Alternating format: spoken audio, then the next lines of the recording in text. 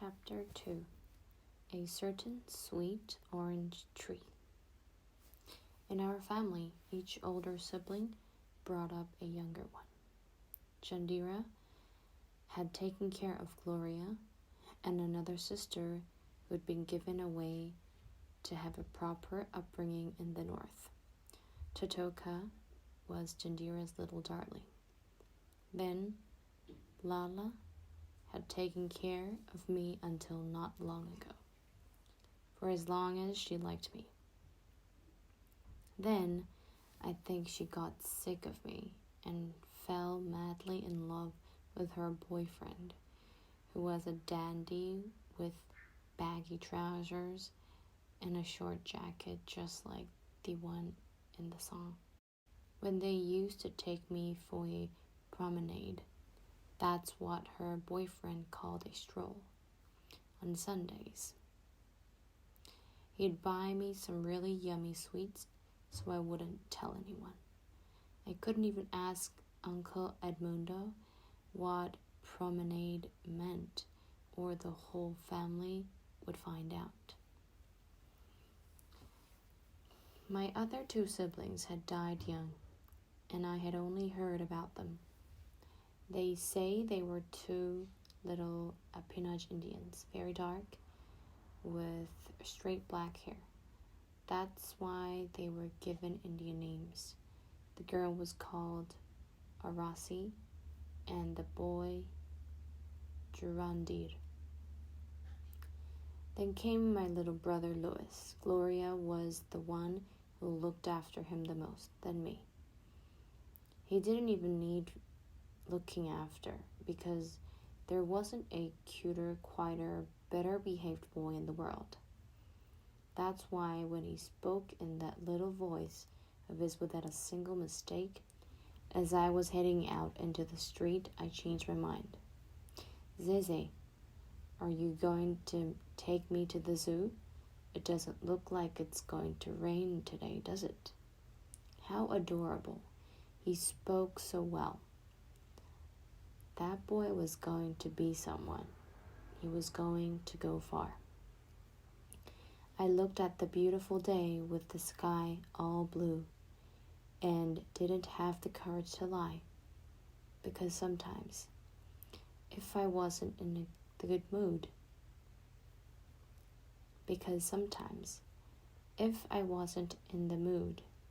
I'd say, "You're out of your mind, Lois. Just look at the storm coming." This time, I took his little hand and we went out for our adventure in the backyard. The backyard was divided into 3 games. One was the zoo, another was Europe, which was over by Julio's neat little fence. Why Europe? Not even my little bird knew. We played Sugarloaf Mountain cable cars there. We'd take the box of buttons and put them all on a string. Uncle Edmundo called it twine. I thought twine were pigs, but he explained that pigs were swine. Then we'd tie one end to the fence and the other to Louis' fingertips. We'd push all the buttons up to the top and let them go slowly, one by one. Each cable car was full of people we knew. There was a really black one, which was Biriquinhos. It wasn't unusual to hear a voice coming from over the fence. "Are you damaging my fence, Zeze?" "No, Donna de Mirinda. See for yourself, ma'am." "Now that's what I like to see, playing nicely with your brother. Isn't it better like that?" It might have been nice, but when my godfather, the devil, gave me a nudge, there was nothing better than getting up to mischief. Are you going to give me a calendar for Christmas like last year? What did you do with the one I gave you? You can go inside and see, Donna Dimirinda. It's above the bag of bread. She laughed and promised she would. Her husband worked at Chico Franco's general store. The other game was Luciano. At first, Lois was really scared of him and would tug on my trousers, asking to leave. But Luciano was my friend. Whenever he saw me, he'd screech loudly. Gloria wasn't happy about it either, and said that bats were vampires that sucked children's blood. It's not true, Glo. Luciano isn't like that. He's my friend. He knows me. You and your critter mania. Talking to things. It was hard work convincing Lois that Luciano wasn't a critter. To us, Luciano was a plane flying at a Campo dos Afonsos air base. Look, Lois. And Luciano would fly happily around us as if he understood what we were saying, and he did. He's an airplane. He's doing. I'd stop. I had to get Uncle Edmondo to tell me that word again. I didn't know if it was acrobatics, or arcobatics. One of those. But I couldn't teach my little brother the wrong word. But now he wanted the zoo. We got quite close to the old kitchen coop. Inside it, the two fair feathered hens were pecking at the ground, and the old black one was so tame that we could even scratch her head. First, let's buy our tickets. Hold my hand, 'cause it's easy for children to get lost in this crowd. See how busy it gets on Sundays? Louis would look around, see people everywhere, and hold my hand tightly. At the ticket office, I stuck my belly out and cleared my throat to sound important. I put my hand in my pocket and asked the woman, "Until what age is entry free?" 5. "So just one adult then, please." I took 2 orange tree leaves as tickets and we went in. "First, son, you're going to see how beautiful the birds are. Look, parrots, parakeets, and macaws of every color. Those ones over there with the colorful feathers are scarlet macaws." His eyes bulged with delight. We strolled about, looking at everything. We saw so many things that I even noticed Gloria and Lala behind everything else, sitting on the bench peeling oranges. Lala was eyeing me. Could they have found out? If they had, that zoo visit was going to end with a big paddling on someone's rear, and that someone could only be me. "What's next, Zeze? What are we going to see now?" I cleared my throat again and resumed my posture. "Let's go and see the monkeys. Uncle Edmondo calls them simians." We bought a few bananas and threw them to the monkeys. We knew it wasn't allowed, but the guards had their hands too full with such a big crowd.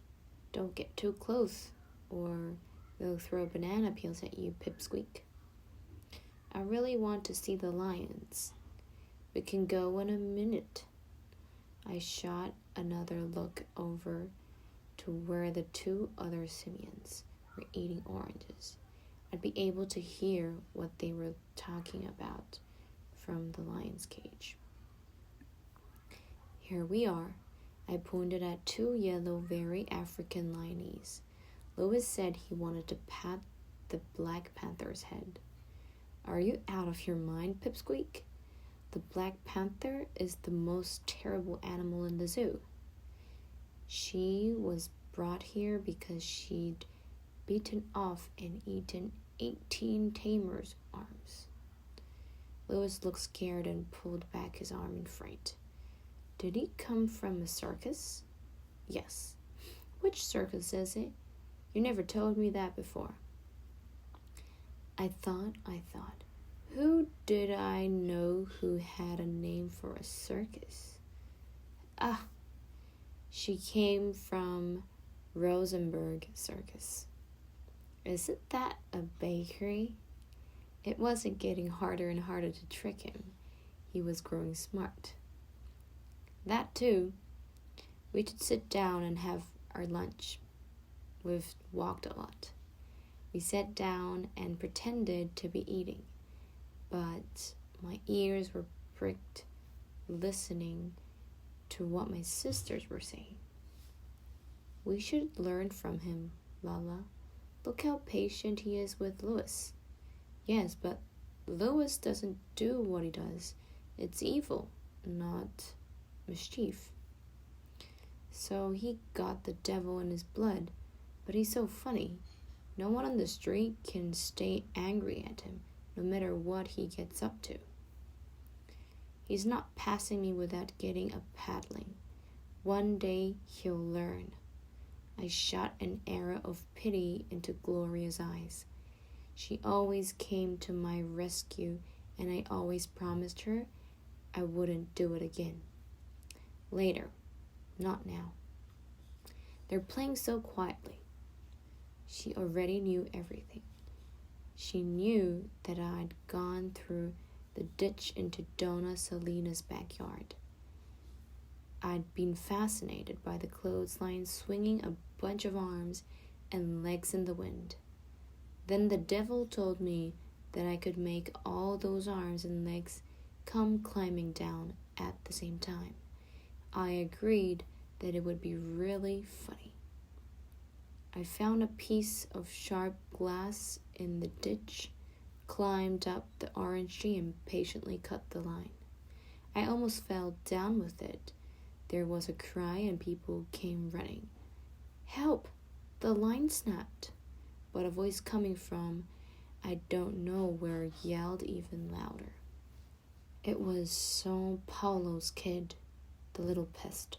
I saw him climbing the orange tree with the piece of glass. Zeze? What, Louis? How do you know so much about zoos? I've been to a lot of them. It was a lie. Everything I knew Uncle Edmundo had told me. He'd even promised to take me to the zoo one day, but he walked so slowly that by the time we arrived, it wouldn't even be there anymore. Totoka had been once with father. My favorite is the one on Rua Barro de Drummond in Villa Isabel. Do you know who the Baron of Drummond was? Of course you don't. You're too young to know these things. The Baron must have been really chummy with God, because he was the one who helped God invent the lottery game that they sell tickets for in the Misery and Hunger Bar and the zoo. When you're older, my sisters were still there. When I'm older, what? Boy, do you ask a lot of questions. When you're old enough, I'll teach you the lottery animals and their numbers. Up to 20, from 20 to 25. I know there's a cow, a bull, a bear, a deer, and a tiger. I don't know what order they're in, but I'm going to learn so I don't teach you the wrong thing. He was growing tired of the game. Zeze, sing The Little House for me. Here at the zoo, there's too many people. No, we've left already. It's really long. I'll just sing the bit you like. I knew it was the part about cicadas. I filled my lungs. I live in a house atop a hill, down which An orchard spills, a little house where one can see far, far off the sea. I skipped a few verses. Among strange palms, cicadas sing psalms. The sun sets with golden sails. In the garden, a nightingale. I stopped. My sisters were still sitting there waiting for me. I had an idea. I'd sing until nightfall. I'd outlast them. No such luck. I sang the whole song, repeated it. Then I sang For Your Fleeting Love and even Ramona. The two different versions of Ramona that I knew, but they didn't budge. Then I got desperate. Better to get it over and done with. I went over to Lala. Go ahead. Give it to me. I turned around and offered her my bum, clenching my teeth because Lala was heavy-handed with the slipper. It was Mom's idea. Today we're all going to see the house. Tatoka took me to one side and told me in a whisper, if you tell anyone you've already been here, you've got it coming. But it hadn't even occurred to me. A whole crowd of us set off down the street. Gloria held my hand and had orders not to let me out of her sight for 1 minute. And I had Louis's hand. When do we have to move, Mother? Asked Gloria. 2 days after Christmas. We have to start packing our stuff, said Mother, somewhat sadly. She sounded so tired. I felt really sorry for her. Mother had worked all her life. She'd been working since the age of 6. When the factory was built, they would sit her on a table and she'd have to clean and dry tools. She was so tiny that she'd wet herself on the table because she couldn't get down by herself. That's why she never went to school or learned to read and write. When she told me, I was so sad and promised that when I was a poet and wise, I'd read her my poems. Signs of Christmas were appearing in the shops and stores. Father Christmas had been drawn on every pane of glass. People were already buying cards to avoid the rush closer to the time. I had a vague hope that this time the baby Jesus would be born in my heart. At any rate, maybe I'd improve a bit when I reached the age of reason. This is it. Everyone loved it. The house was a little smaller. With Tatoka's help, Mother untwisted a piece of wire that was holding the gate shut, and there was a stabbed. Gloria let go of my hand and forgot that she was becoming a young lady. She raced over to the mango tree and flung her arms around it. The mango tree's mine. I got here first. Tatoka did the same with the tamarind tree. Nothing was left for me.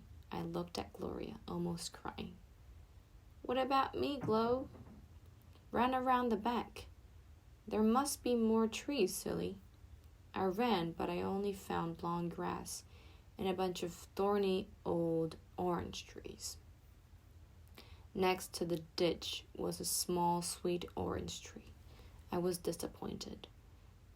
They were all going through the house claiming bedrooms.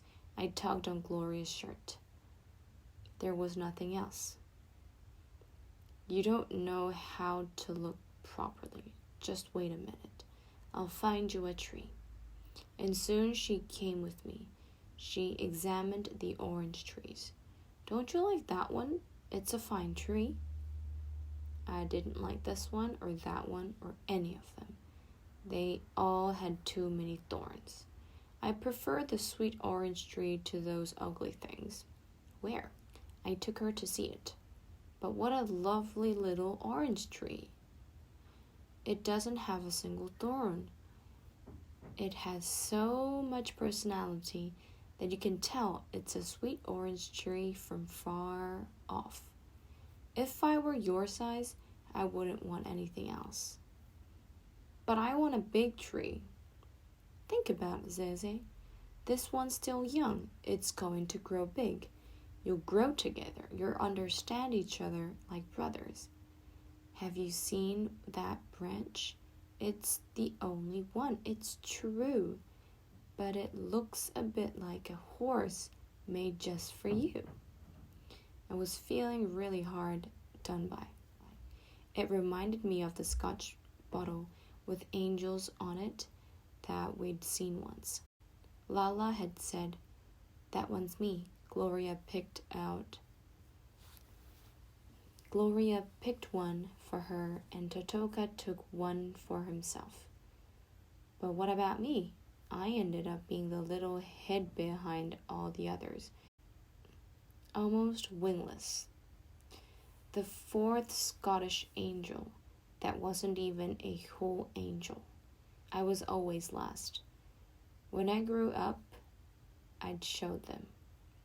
I'd buy an Amazon rainforest, and all the trees that touched the sky would be mine.